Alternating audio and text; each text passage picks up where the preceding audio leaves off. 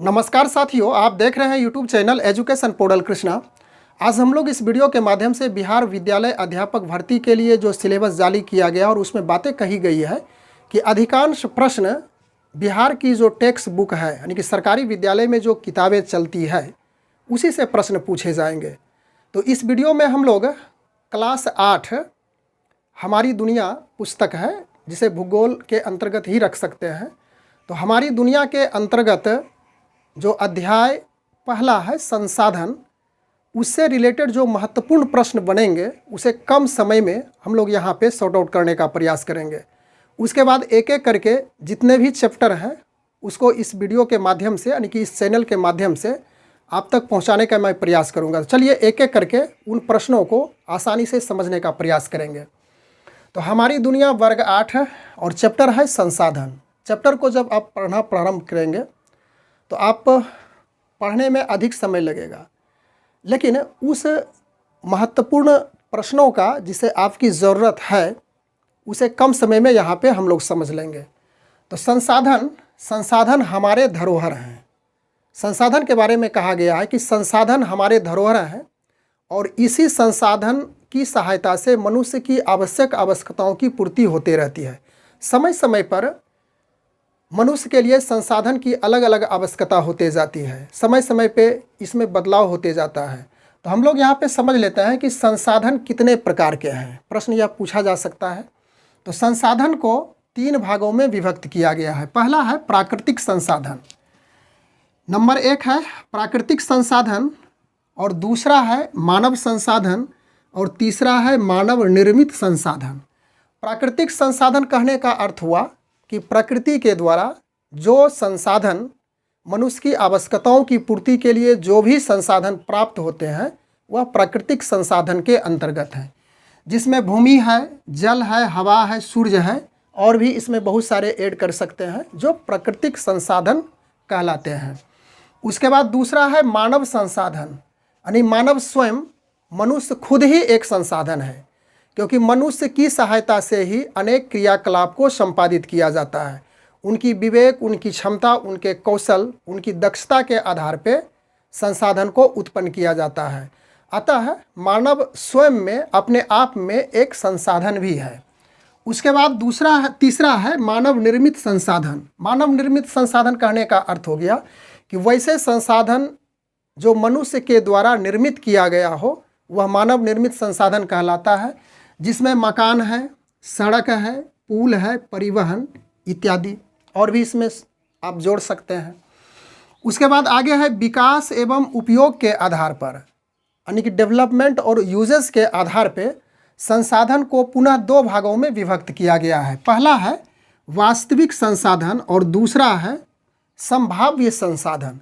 वास्तविक संसाधन कहने का अर्थ हो गया कि वैसा संसाधन जिसकी कुल मात्रा ज्ञात होती है, यानी कि हमें पता होती है कि यह संसाधन, अमुक संसाधन पहले से इतनी मात्रा में अवेलेबल है। तो वैसे संसाधन में पेट्रोलियम, इसके बारे में पता चल चुका है, जो कि वास्तविक संसाधन के रूप में होता है। यह एशिया में पाया जाता है प्रमुख रूप से। उसके बाद सोना वास्तविक संसाधन के अंतर्गत है और इसका ऑस्ट्रेलिया स्थान महत्वपूर्ण है। ऑस्ट्रेलिया में सोना अधिक मात्रा में पाई जाती है। अभ्रक जो कि झारखंड में अवेलेबल है। उसके बाद संभाव्य संसाधन में वैसे संसाधन आता है, वैसी वस्तुएं आती हैं जिनकी कुल मात्रा ज्ञात ना हो। एक संभावनाएं जताई जाती है कि यह संसाधन मिल सकती है। जैसे थोरियम है, यह संभाव्य संसाधन के अंतर्गत है। इसकी कोई निश्चितता नहीं है कि कितनी मात्रा में थोरियम है, और थोरियम केरल में पाया जाता है। उसके बाद यूरेनियम भी है और यह लद्दाख में अवेलेबल है, भंडार में पाया जाता है। उसके बाद आगे हम लोग बढ़ें, उत्पत्ति के आधार पे संसाधन को पुनः 2 भागों में विभाजित किया गया है। पहला है जैव संसाधन और दूसरा है अजैव संसाधन। तो जैव संसाधन कहने का अर्थ हो गया कि वैसे संसाधन जो सजीव हो, जिसमें जीव हो, जिसमें आत्मा हो, जिसमें प्राण हो, तो वह जैव संसाधन के अंतर्गत होता है। यानी कि सभी जीव जो सजीव हैं वह जैव संसाधन की श्रेणी में आता है। और अजैव संसाधन में इसका जस्ट उल्टा कर दें, इसका विपरीत कर दें, तो सभी निर्जीव पदार्थ अजैव संसाधन के अंतर्गत रखा गया है। अब यदि वितरण के आधार पर बात की जाए तो वितरण के आधार पर पुनः संसाधन को दो भागों में विभक्त किया गया है। पहला है सर्वत्र उपलब्ध संसाधन, यानी कि सभी जगह उपलब्ध होने वाले संसाधन, और दूसरा इसका पार्ट्स है कि स्थानिक संसाधन। तो सर्वत्र उपलब्ध संसाधन समझ ही चुके हैं कि वैसे संसाधन जो सभी जगह अवेलेबल हों, सभी जगह पाए जाते हों, उसे सर्वत्र यानी कि सभी जगह पाए जाने वाले संसाधन को सर्वत्र उपलब्ध संसाधन कहा जाता है। और स्थानिक संसाधन में इसका विशेष रूप से विशेष रूप से वह संसाधन उस जगह पाए जाते हैं। तो यह स्थान पर निर्भर करता है। उसके बाद आगे हम लोग बात कर लें, संसाधन से ही रिलेटेड प्रश्न है कि उपलब्धता के आधार पे, यानी उपलब्धता के आधार पे संसाधन को पुनः दो भागों में विभाजित किया गया है, नवीकरणीय संसाधन और दूसरा है अनवीकरणीय संसाधन। तो नवीकरणीय संसाधन कहने का सेंस हुआ कि वैसा संसाधन जो पुनः स्वतः अपने आप प्राप्त हो जाता है, बन जाता है, नवीकरणीय संसाधन कहलाता है। और अनवीकरणीय संसाधन में कि जिस संसाधन का यदि हम एक बार प्रयोग कर चुके हैं तो उसे पुनः नहीं कर सकते हैं और उसका भंडार सीमित है, उसका स्टोरेज सीमित है, तो वैसे संसाधन को अनवीकरणीय संसाधन कहा जाता है। नवीकरणीय संसाधन में हवा हो गई, सूरज की रोशनी हो गई, फिर पानी हो गया, और अनवीकरणीय संसाधन में लोहा, कोयला, पेट्रोलियम, इसका सीमित भंडार है, जिसे एक बार यदि उपयोग करेंगे, इसे यूज़ में लाएंगे तो पुनः इसे दोबारा हम प्राप्त नहीं कर सकते हैं। उसके बाद आगे है कि स्वामित्व के आधार पे संसाधन को तीन वर्गों में विभाजित किया गया है। पहला है निजी संसाधन, दूसरा है राष्ट्रीय संसाधन और तीसरा है अंतर्राष्ट्रीय संसाधन।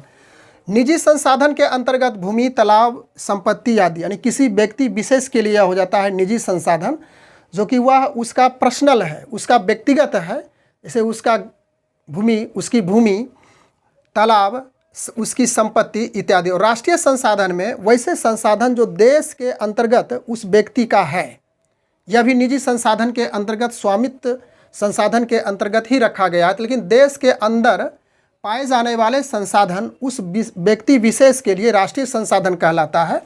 और अंतर्राष्ट्रीय संसाधन तीसरा, जिसे समझने के लिए हम लोग सबसे पहले एक अपवर्जक आर्थिक क्षेत्र को समझते हैं। अपवर्जक आर्थिक क्षेत्र क्या है?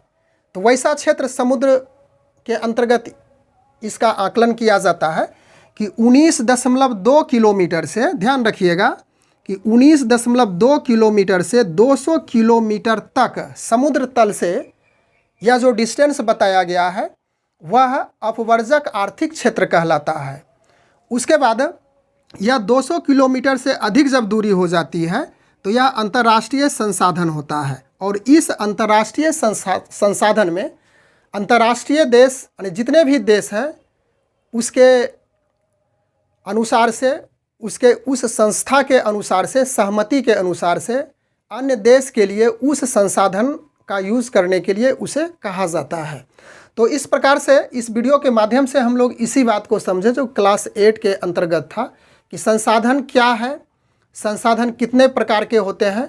और उस चैप्टर का यदि आप अध्ययन कीजिएगा, यह जो संसाधन चैप्टर है हमारी दुनिया के अंतर्गत आता है, तो इसमें मुख्य रूप से यह जो देख रहे हैं इतने ही सारे प्रश्न बनते हैं। और यदि इससे कोई प्रश्न पूछा जाता है तो अब आप आसानी से उन प्रश्नों का समाधान कर सकते हैं। बस आज के वीडियो में हम लोग इतनी ही चर्चा करने के लिए उपस्थित थे। मिलते हैं अगले वीडियो में पुनः एक नए अध्याय के साथ। तब तक के लिए धन्यवाद।